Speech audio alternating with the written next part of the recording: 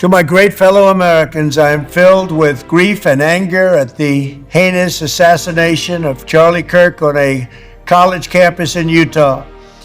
Charlie inspired millions, and tonight, all who knew him and loved him are united in shock and horror.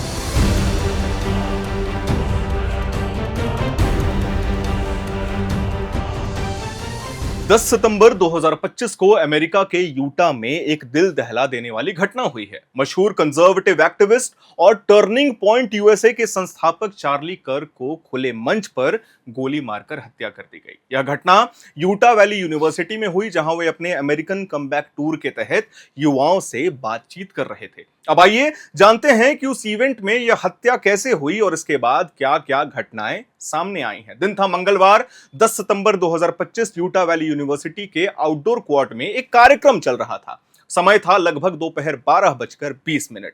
Charlie कर्क stage पर मौजूद थे और युवाओं से सवाल जवाब कर रहे थे। इसी दौरान उनसे एक छात्र ने सवाल किया कि पिछले 10 सालों में अमेरिका में कितने बड़े पैमाने के शूटर हुए हैं। कर्क ने जवाब देते हुए कहा कि क्या इसमें गैंग वायलेंस को शामिल करें या नहीं, और ठीक उसी वक्त अचानक गोली चल गई। गोली उनकी गर्दन के पास लगी। रिपोर्ट्स के मुताबिक गोली लगभग 180 से 200 गज की दूरी से चलाई गई है। शक है कि यह किसी इमारत या छत से दागी गई थी। मौके पर करीब 3000 लोग मौजूद थे और जैसे ही गोली चली, चारों तरफ भगदड़ मच जाती है।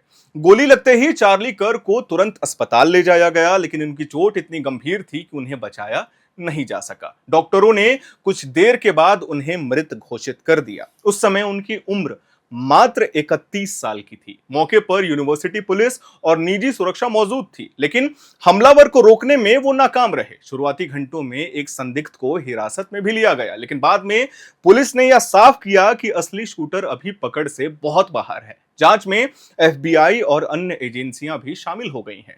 यूटा के गवर्नर स्पेंसर कॉक्स ने इस घटना को राजनीतिक हत्या यानी कि पॉलिटिकल असैसिनेशन करार दिया है। उन्होंने कहा कि यह पूरे अमेरिका के लिए एक काला दिन है। वहीं दुनिया भर से नेताओं ने इस हत्या की निंदा की और राजनीतिक हिंसा को खत्म करने की अपील भी की जा रही है। अमेरिका के राष्ट्रपति डोनाल्ड ट्रंप ने सोशल मीडिया पर एक वीडियो संदेश जारी किया, क्योंकि चार्ली कर्क उनके पसंदीदा थे। उन्होंने कहा कि चार्ली कर्क एक महान और लेजेंडरी शख्सियत थे। उन्होंने अमेरिका के युवाओं को समझा, उनसे जुड़ाव बनाया और उन्हें राजनीति में सक्रिय किया। उनकी मौत अमेरिका के लिए एक डार्क मोमेंट है। ट्रंप ने आदेश दिया कि पूरे अमेरिका में झंडे आधे झुके रहें ताकि उन्हें सम्मान दिया जा सके।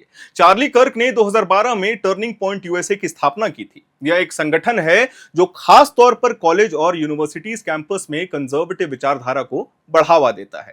कर्क जल्द ही अमेरिका के युवाओं में लोकप्रिय हो जाते हैं। वे सोशल मीडिया पर भी काफी सक्रिय थे और उनके पॉडकास्ट और रेडियो शो को लाखों युवा प्रतिदिन सुनते थे। कर्क अक्सर लिंग पहचान, नस्लीय मुद्दे, धार्मिक स्वतंत्रता और अमेरिकी राजनीति पर तीखे बयान देते रहते थे। उनके समर्थक उन्हें युवाओं की आवाज मानते थे, जबकि आलोचक कहते थे कि उनकी भाषा अक्सर ध्रुवीकरण पैदा करती है। लेकिन इसमें कोई शक नहीं था कि वे अमेरिकी राजनीति में एक प्रभावशाली युवा चेहरा बन गए थे। फिलहाल हमलावर कौन था और उसका मकसद क्या था, यह साफ नहीं हो पाया है। पुलिस का कहना है कि हमलावर ने दूरी से फायर किया है और योजनाबद्ध तरीके से हमला किया है, लेकिन यह हमला सिर्फ व्यक्तिगत था या इसके पीछे कोई संगठित साजिश है, इसका खुलासा अभी बाकी है। यह घटना अमेरिका के राजनीति में ध्रुवीकरण की हकीकत को सामने भी लाती है। सवाल यह है कि जब विचारधारा अलग हो तो क्या उसका हल गोली से दिया जाएगा? लोकतंत्र का आधार संवाद और सरलता है, लेकिन जब हिंसा हावी हो जाए तो समाज असुरक्षा और डर में